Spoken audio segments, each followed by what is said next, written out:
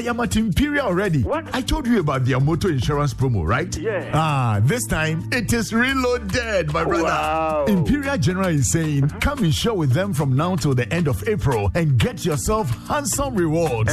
Fuel coupons, special souvenirs, gift vouchers, and many, many more. And here's the catch. During this reward period, your motor insurance policy will give you an automatic 1-year life insurance cover, my brother.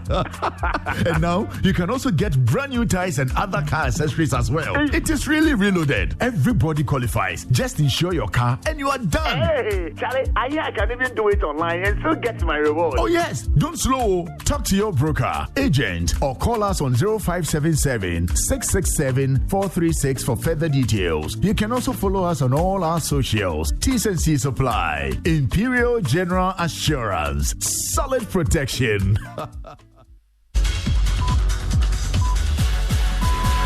Breaking news. Vodafone Ghana is becoming Telecel. Stay tuned. Monsieur Akpafu. Hey. How are you? Is that as a result of the heat here? It's getting to me now, speaking French. Wrongly. Oh, boy. Yeah, it's quite hot in here. Yeah. Anyway, it's being dealt with. I understand the team is on it. Yeah, getting it sorted.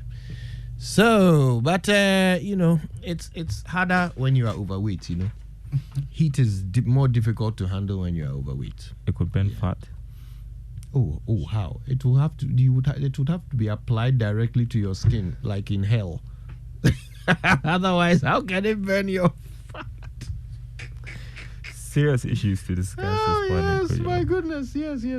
And today we want to look at the social side of it. I think when we spoke about it on Wednesday, we looked at the science of it, right? We tried to understand what's happening in your body when you're overweight, what you need to do to reverse it, and the effect, the danger that it poses to you. So I think we've got that now. Now I think we need to understand why some of us actually like it. Yeah, that's what it is. Some of us like it. Some of someone us, like Eben.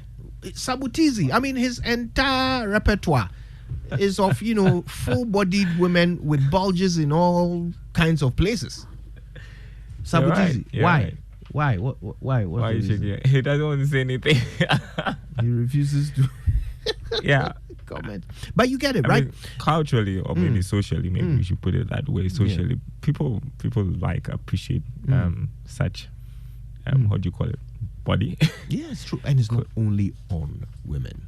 Yeah. When men put on weight, people consider it to be a sign of affluence and comfort. And especially when you have the pot belly. Yes. It's Do you know nice how and many sexy. wives get concerned when they are told that their husband is losing weight?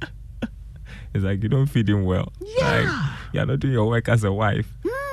So there is something about our own culture which is feeding, pun intended, feeding the fat.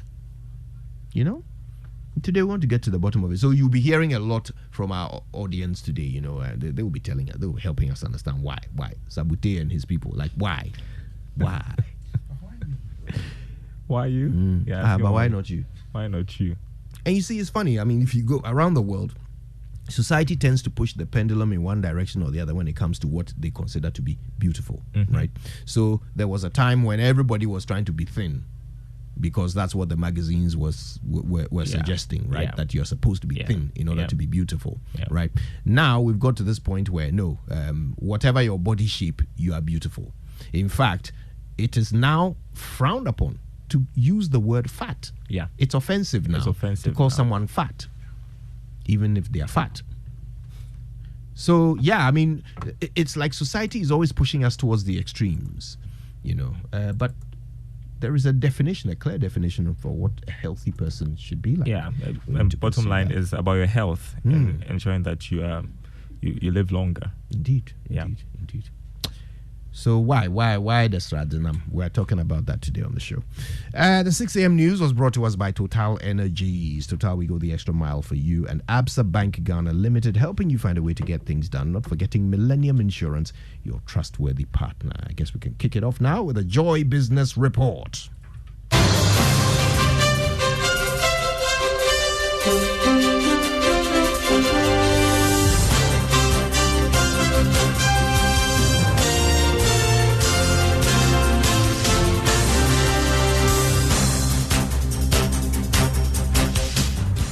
Hello, welcome to the Joy Business Report. Coming up this morning, government advised to hold on with 15% value-added tax on electricity and engage all stakeholders in the power sector, including consumers. Also coming up, Ghana Enterprises Agency disburses more than 700 million cedis to over 1 million beneficiaries since 2021 as it highlights creation of thousands of new jobs. Also, economy to recover this year but may face some downside risks. That's one from Face Solutions. Stay with us for details.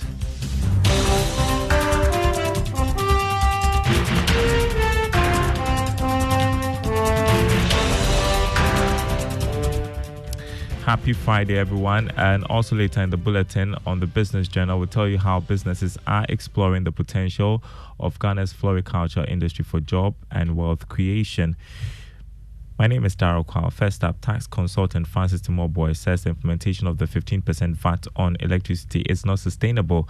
According to him, government must go back to the negotiation table and engage all stakeholders in the power sector, including consumers, before taking any decision to implement VAT on electricity. This comes after the managing director of ECG, Samuel Dubik, said it will be difficult to implement the tax due to legal issues surrounding the original law on the tax, which was passed in 2013. Speaking to Joy Business, Mr. Timoboy said it is important to get the support of all players who will be affected by the tax to enhance compliance when implemented. I think that the rate of 22% is not sustainable. We can go for a flat rate, let's say 5%, to make it more affordable. Remember, we still have automatic adjustment in place. So power cost is still going, utility tariff is still going to go up anyway. The solution is engagement. Bring all the people on the board. Let's read through the line. Why for that long years we've not implemented it, and why we should implement it. If we think that we don't need it any longer, then we go back to Parliament, the Parliament scrap this law because it's not relevant, or maybe make some changes to the law. For example, you can say that because utility is so essential, let's reduce the rates and still recoup some amount for government, because after all, if you go to other countries, they do it anyway. Tax consultant Francis Timoboy. Meanwhile, the Industrial and Commercial Workers Union ICU Ghana has described the VAT on electricity as a nuisance tax. Speaking at a news conference, the leadership called for a withdrawal of the tax. Morgan Ayawene is General Secretary of the ICU Ghana. I want to reiterate the organized labor position, which we are part, that we are not going to sit aloof. We are not jokers, and we mean business. After 31st January, if nothing is done about it, with regard to our demand for withdrawal of the directive to these two organizations, electricity and NEDCO, we will advise ourselves appropriately. Already, we have started consulting our structures nationwide, and come 31st January 2024, we shall join hands with our colleagues in organized labor to do what is appropriate. General Secretary of the ICU Ghana, Morgan Ayawene. Now, the Ghana Enterprises Agency has disbursed more than 700 million Ghana cedis to over 1 million beneficiaries since 2021. This has also helped in creating more than 70,000 jobs and the opening of over 40,000 new businesses in the country. Chief Executive of the agency, Koduah, has been speaking on PM Express Business Edition. The question should not be, is it enough? The question is, how can we do more for people? And the question shouldn't be, is it too small? In this nation's history, no government and no agency has disbursed so much funds to the micro, small, and medium enterprises in a way we've done before. It's unprecedented. Never happened before. I mean, knowing your background, for the private sector, they will say value for money, 700 million Ghana cedis. What has been the return on investment if we want to quantify that? Yes, give or take, couldn't have done everybody, but the ones that we did. What is the return? Some businesses didn't collapse because of that. I know people who expanded. Are there report evidence to establish that because of your workings and your dealings, I can take you to businesses go down across the country. The businesses didn't go down. We have situations where people even employed. You heard Chief Executive of the Ghana Enterprises Agency, Koduah. There's a repeat of that conversation this morning at 11 on the Joy News channel. Now, 3 of the big 4 professional service firms, KPMG, PwC, and Deloitte, have launched a campaign aimed at increasing advisory and tax services to support small and medium enterprises. This is to help raise funds from the Ghana Venture Capital and Private Equity Association, as well as the Ghana Investment Support Program for Small Businesses. With support from the British International Investment, the collaboration is also targeted at transforming the business landscape of business advisory and tax services. Chief Executive of the Ghana Venture Capital and Private Equity Association, Hannah Akwa, has been speaking to Joy Business.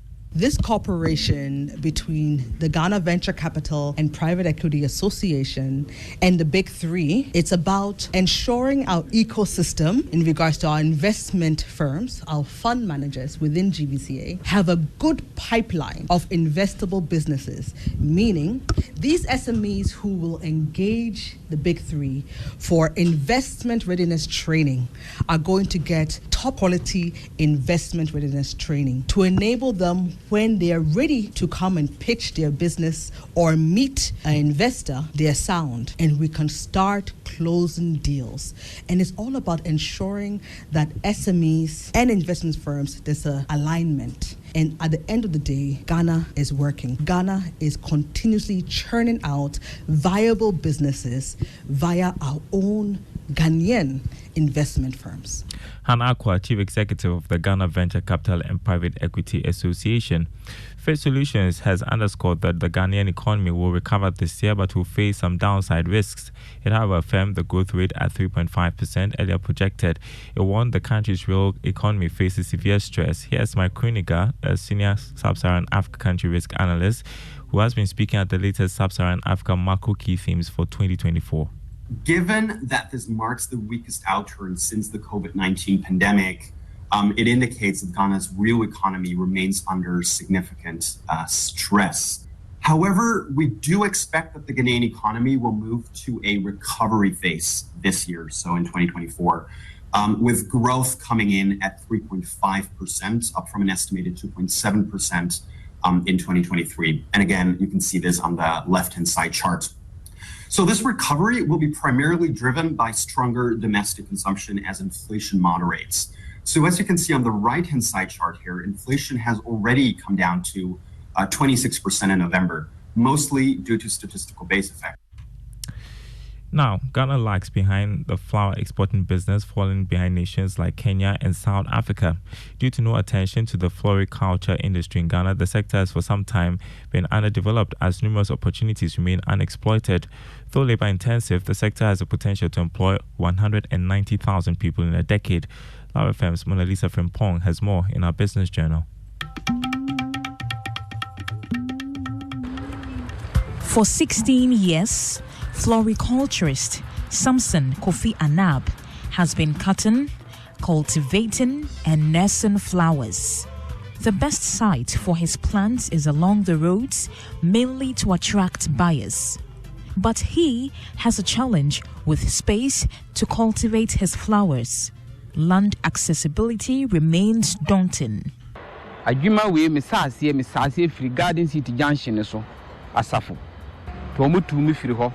have been ejected from 3 locations.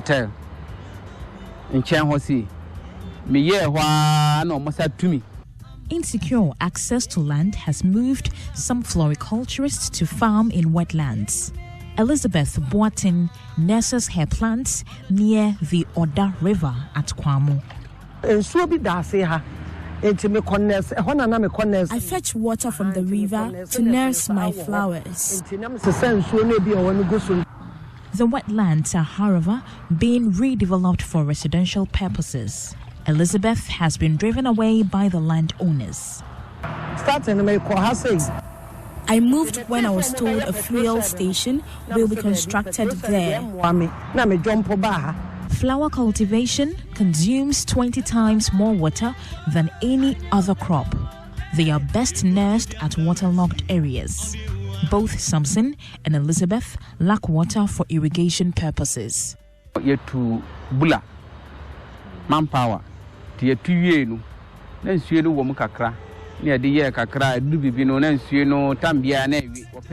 We constructed a well, but it got filled with mud and dried up during the dry season.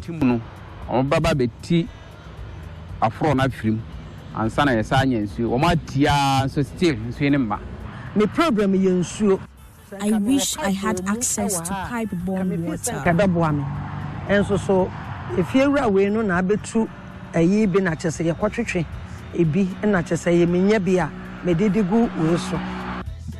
Though other floriculturists wish to farm near wetlands, experts advise location of gardens should not be a disadvantage to business operations. Rather, cultivating in wetlands may pose a risk to plants which may decrease their export